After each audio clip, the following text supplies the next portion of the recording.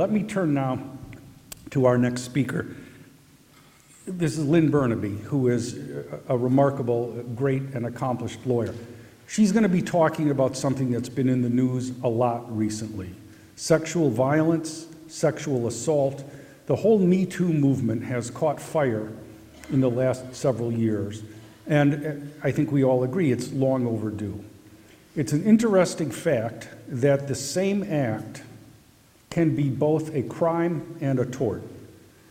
A rape or an assault or an attempted murder or a mugging is both a crime and a tort. So here to talk about that is Lynne Bernabei. She has been litigating, this is the background on her, employment discrimination, civil rights, and whistleblower cases for over 30 years. She's a founding partner at Burnaby and Cabot, where she handles claims of civil rights violations and discrimination cases across the country. She went to Harvard, which is a school up in Boston, and graduated from Harvard Law as well. She clerked for the Honorable William Bryant District Court for the District of Columbia. She has been selected, listen to this, selected for inclusion in all editions of the Best Lawyers in America since 2006. She's appeared on 60 Minutes, all the other television news broadcasts. She's a remarkably accomplished, tenacious, effective, zealous advocate. Ladies and gentlemen, Lynne Burnaby.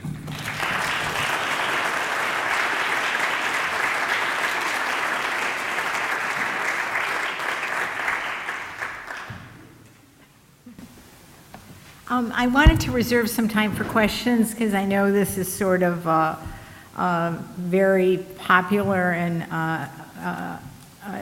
discussion point and a topic that invites a lot of interest in today's society. I wanted to give you some statistics to start off.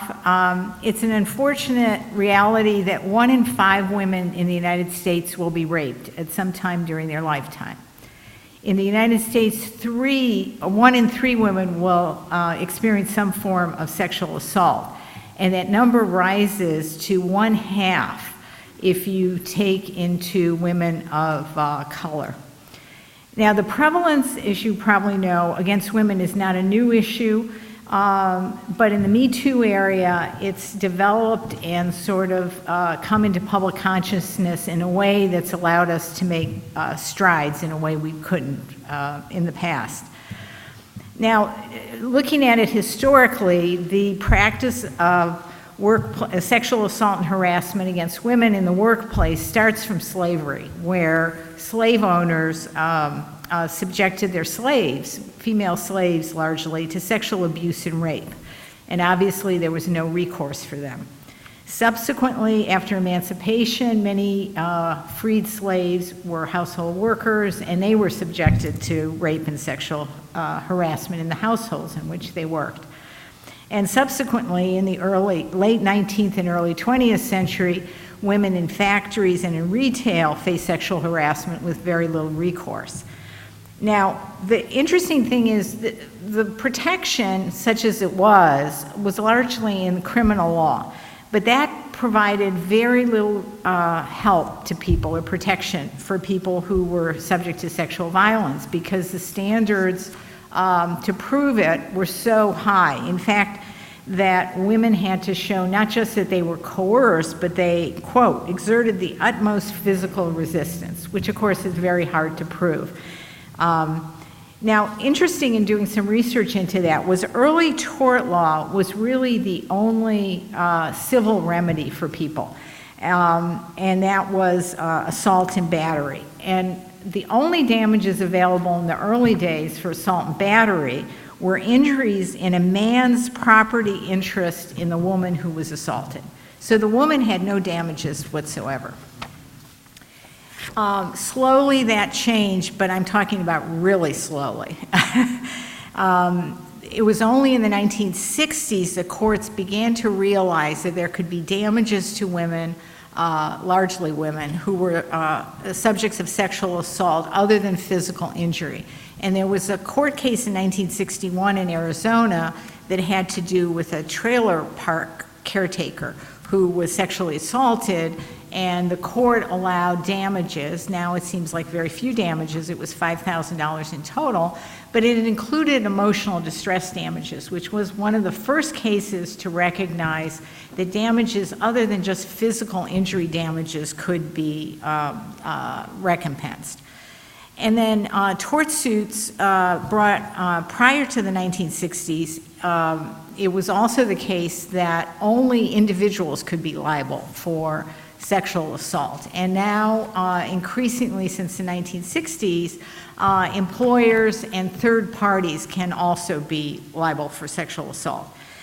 One of the interesting facts is, in the last 25 years or so, the instances of sexual assault cases brought have skyrocketed. Looking at the appeal court decisions and the intermediate appeal court decisions, the number of sexual assault cases brought under tort law have risen by 1,000%. So it's not just in the statutory area of Title VII or state anti-discrimination statutes where these cases are being brought, but it's also in the area under torts. And I wanted to talk a little bit about why tort law has been so important. The standard for proving a criminal case, as you probably all know, is beyond a reasonable doubt. Not only is it a very high standard, but prosecutors tend to hate these cases. Unfortunately, I've talked to more prosecutors than I would have liked about bringing cases against rapists and people who commit sexual assault, and they don't like to do it because often it involves alcohol, often it involves something, it involves people that know each other, and they just don't like bringing these cases. So it's very hard to convince a prosecutor to bring one of these cases. However, you can use tort law, and now since the 70s, you can use the anti-discrimination statutes to bring civil cases. And besides the lower standard of proof, it's a preponderance of the evidence, you also get discovery, which of course the prosecutors don't get in the criminal context. You get discovery about the person who committed the rape or is alleged to have committed the rape. You get employment history. You get witnesses who may have heard things or seen things that support the plaintiff's case. And also civil cases increasingly can be brought against third parties, that is, in the workplace, the employer himself, and I'll talk a little bit about that. But in many cases earlier, the tendency was to say, oh, it was an individual acting out of personal animus toward the victim, or they were friends or they were acquaintances, and so it was a personal thing. It didn't really, the employer didn't have any responsibility. Well, that has changed dramatically in the last 50 years or so, or the last 40 years, whereas now the employers and even other third parties are being held responsible for sexual assaults. And there's also more remedies available. There's remedies, obviously, for lost wages. There's if the plaintiff is fired or cannot go to work. There's remedies for emotional distress damages and pain and suffering. And sometimes there's even punitive damages available. And just to give you an idea, and I actually think this is a very low figure, but the figure that's been calculated for the economic loss to a person who's been raped, the economic loss over her lifetime is $122,000. And that's just economic losses. That's not personal injury loss. I'd like to talk just a few moments, and we have a handout that you all can take a look at, about the civil torts available for sexual assault victims. And a lot of people don't think about this. They think, oh, Title VII and state anti-discrimination statutes protects people. But in fact, oftentimes we have to use torts for a variety of reasons to give remedies to sexual assault victims. One of them being there's a complex system for exhausting administrative remedies under Title VII. Many states don't have laws that protect victims. And so the the old standard of assault and battery do protect them. There's also, and this is one of the battlegrounds now, is there's many people who aren't covered by the sexual harassment laws. For instance, now that we're moving toward a gig economy, many contractors are not covered by sexual harassment laws. And so, for example, and also unpaid interns are not covered under the sexual harassment laws. And a couple years ago, we had a case, it was a really egregious case in New York, where we represented 11 people overall against a Chinese broadcast company, one of the biggest companies in China, who had several U.S. Stations in New York, Washington, and L.A. And the head of that office had raped and sexually assaulted a whole number of women. And when they spoke up, and the men who supported them, they were fired and pushed out and suffered retaliation. So when we sued them, we sued for an unpaid intern in New York who had worked in New York City. And although we made decent arguments, the court said, well, unpaid interns are not covered under either New York law or Title VII. And so that led, being in New York, where there's a lot of unpaid interns, led to this sort of really a lot of furor over the fact that you could have young women, largely young women, unpaid interns who weren't protected by any law whatsoever. And that led to the city council and eventually the state legislature enacting laws to protect unpaid interns. But that's only true in about 3 states. That's true in DC, New York, and Oregon, last I checked. So that still has to be, that's still one of the frontiers of fighting. Just to go over a little bit, I'll just go over quickly some of the torts that one can use to get a remedy if if a person's been sexually assaulted or raped. There's obviously assault, and that's an intentional and unlawful attempt or threat by words or actions to do physical harm to the plaintiff. That does not require an unwanted touching or a violent touching. Battery is an intentional tort that causes harmful or offensive bodily contact. And usually those 2 torts occur together.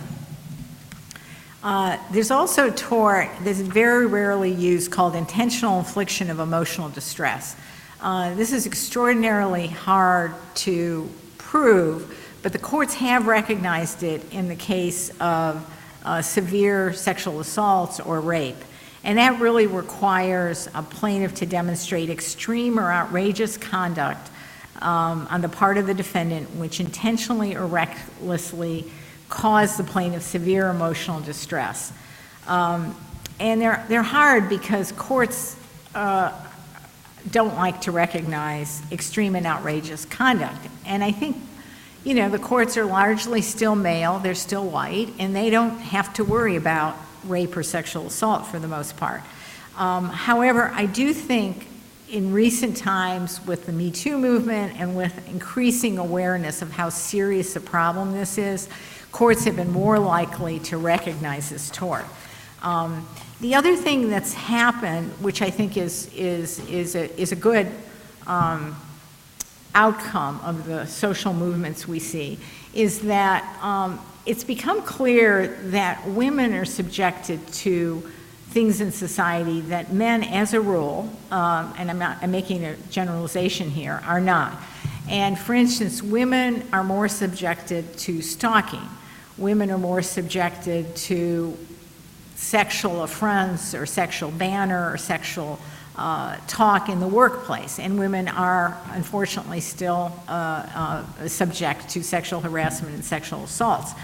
But having sort of sustained that throughout a working life, women take other events that happen to them in their life. In other words, women are more likely to be afraid of things that happen in the workplace because they know or have been earlier subjected to sexual harassment or sexual assault. And so there was for a time, and I think there still is, and indication that the courts are looking at a standard where what is it that what does a woman subjectively experience in the workplace? And they may be very different than what a man experiences. Where a man may let certain remarks just roll off his back, a woman will take it differently because she knows that she may be susceptible to sexual assault or some kind of sexual violence. Courts have also increasingly recognized that PTSD, or post-traumatic stress disorder, is a very possible and very likely effect or damage that can be caused by rape or sexual assault. And the National Center for Injury Prevention and Control has reported that 81% of women and 35% of men report short or long-term impacts of sexual assault, including PTSD. Another tort that can be used is false imprisonment. This is when the victim has a detention or restraint of him or herself against her will, and there's an unlawfulness to the detention or restraint. And there's many workplace cases where a supervisor will lock somebody in his or her office, bar their exit, and then commit sexual harassment or rape. There's also, and this I find sort of interesting because it goes toward the employer's responsibility and holding employers responsible. There's a tort of negligent hiring and negligent supervision. And what happens is there's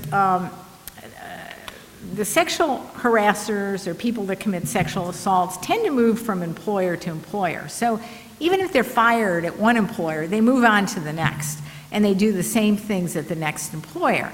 And due to non-disclosure agreements, and also due to the fact that employers just try to get rid of the person and move on, there's neutral references given. So people get good or neutral references and move on to do the same thing at the next workplace.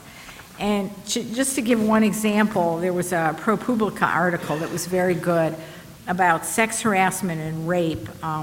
There was a Red Cross official who committed sexual assault and rape at the Red Cross. He was fired, but then they gave him a good reference, and 5 years later, he went on to work at Save the Children, and he did the same thing there. And at Save the Children, they fired him for the same kind of activities, and they found out during that he had committed these assaults or rape while he was at the Red Cross. BuzzFeed has published a similar article about a top editor at Reuters who moved over to Newsweek and later did the same thing.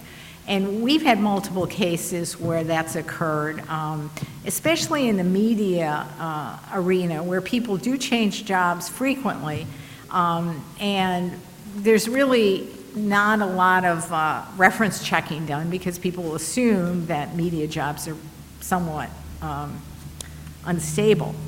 And so right now, employers have no legal responsibility to disclose the reason for an employee or manager's departure. And so what that does is it sort of leaves the next employer open to hiring someone who has terrible problems or terrible things that he has done in the prior employer. So, you know, I'm not quite sure what the resolution is because, you know, we, in the cases we do, we really don't have a lot of, we try, but we don't have a lot of power to get people fired and to make public what's happened to a manager or employee. So, you know, while we try to get people fired who commit egregious sexual assault or sexual harassment, we don't really have any real power to say what happens next. I mean, our power is to make sure the employer pays a large settlement, which is a black mark on the manager or employee who's committed the sexual harassment. There's also increasing litigation around the idea of third-party liability, like who's responsible if an employee or manager commits sexual assault. And that's actually developing in a rather good way. The critical question is whether the actions of the manager employee who committed the assault is reasonably foreseeable. And there's a DC Court of Appeals case that talks about an academic dean. And they argued, well, how would we know an academic dean could commit sexual assault or sexual harassment? And the court looked at it and said, look, at some of these things happened in public meetings. Some of it happened in meetings where people were, other people were present. So there was a good basis for the employer to know that this person was sexually harassing other people at the university, and they did nothing.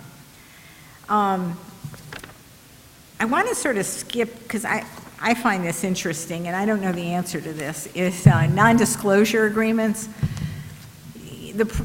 And I'm sure you all know, if hopefully you haven't been involved in these kind of cases, but you know from reading about it publicly, sexual assault cases are very, very hard for a victim to bring. I mean, it's a kind of violation of the person's whole being in the world that makes it very hard for them to move forward.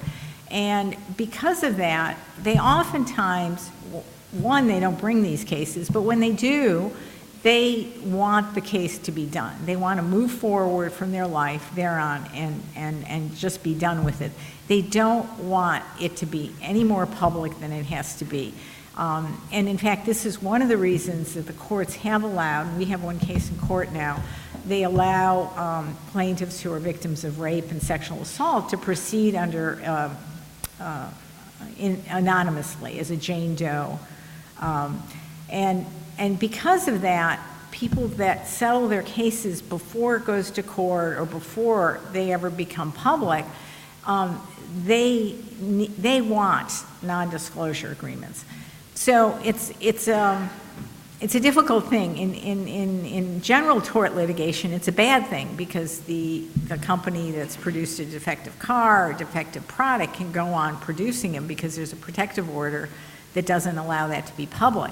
But in this context, there are benefits to the victim from being anonymous and having the case be settled in a way that it doesn't become, further public. So it's sort of a hard thing. Some of the states, like New York, have enacted laws, and the laws actually say that it's up to the victim whether they want to have a public or non-public agreement. However, most victims, if they want to resolve the case and want to resolve it without going through lengthy, years-long litigation, they will agree to it. And so I'm not sure that really does the trick.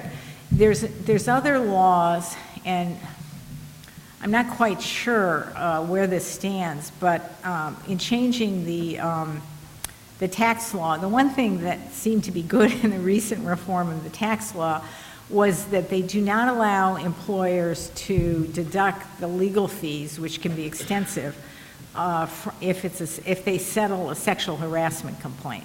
So that means that there is some, if you settle a case that's a sexual harassment claim, you can't deduct the attorney's fees.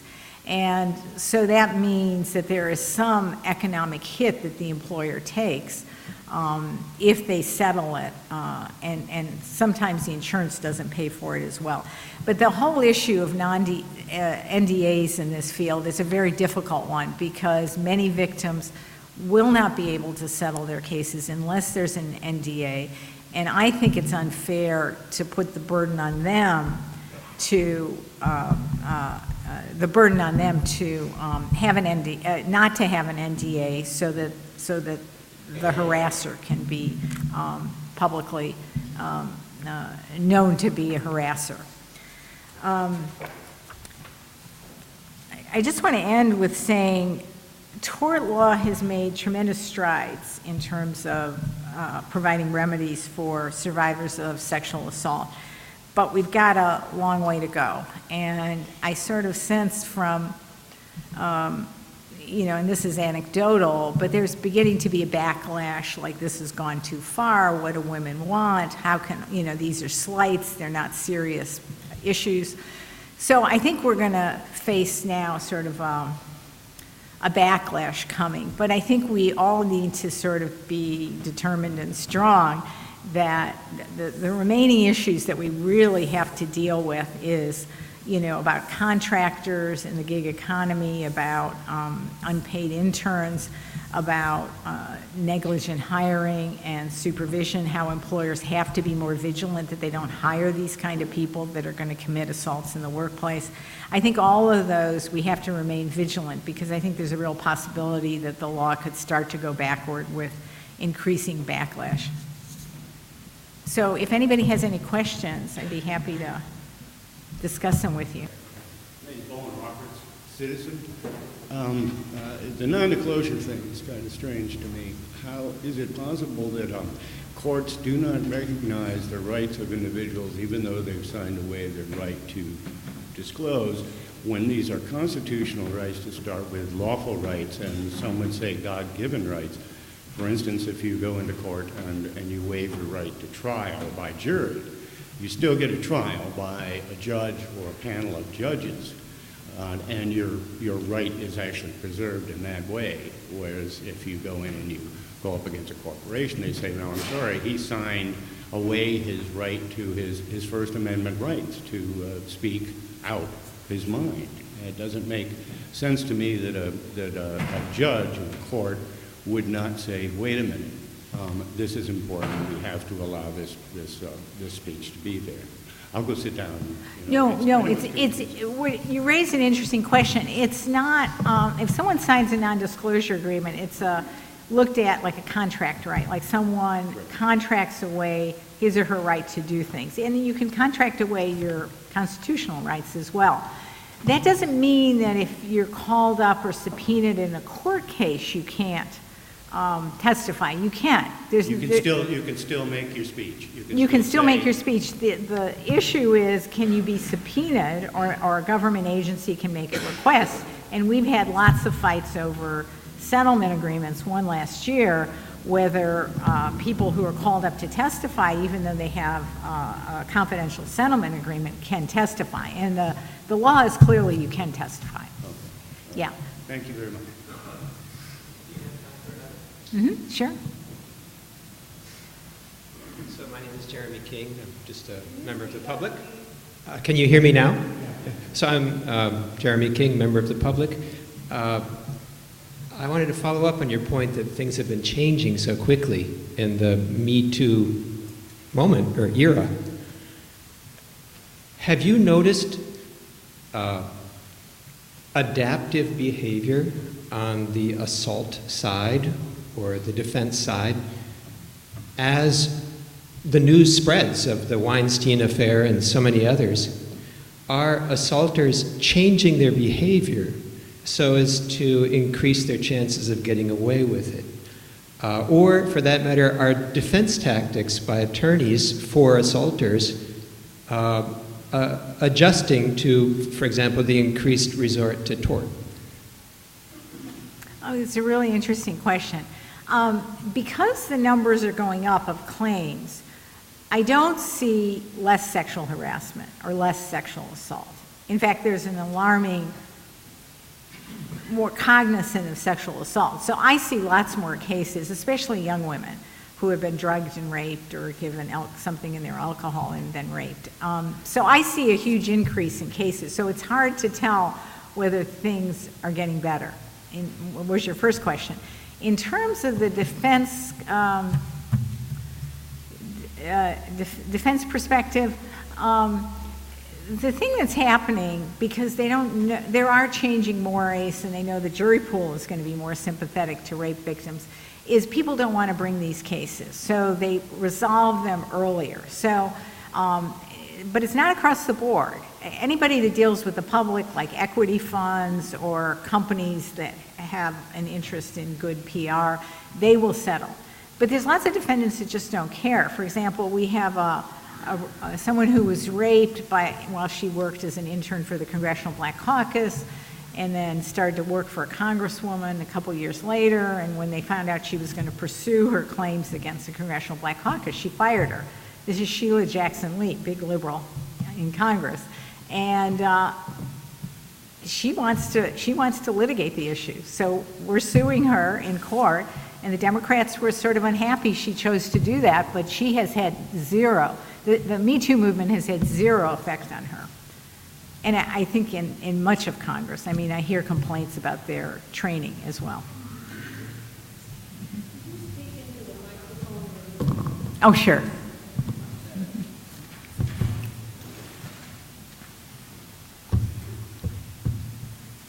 A case was filed just the other day against a couple of bishops in the archdiocese there. And the plaintiff's attorney described the defendants by analogy as getaway drivers in a heist. And I was wondering if you could expand on what you might anticipate in third-party liability in cases against institutions like churches and the Boy Scouts and so forth. Well, it's definitely increasing, and the key issue that you have to prove is what the institution knew, and essentially what they did not do to prevent future violence.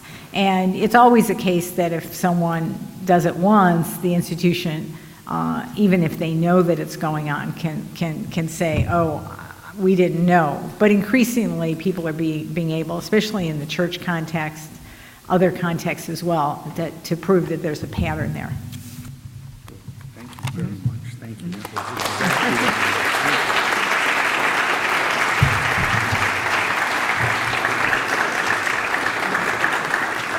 You know, just as an aside, one of the things that I think is quite interesting is in all of the articles we read about Harvey Weinstein, or fill in the name here, you never see the word tort, but it is a tort. And so civil remedies as well as criminal remedies can exist. Spread the word to everyone you know.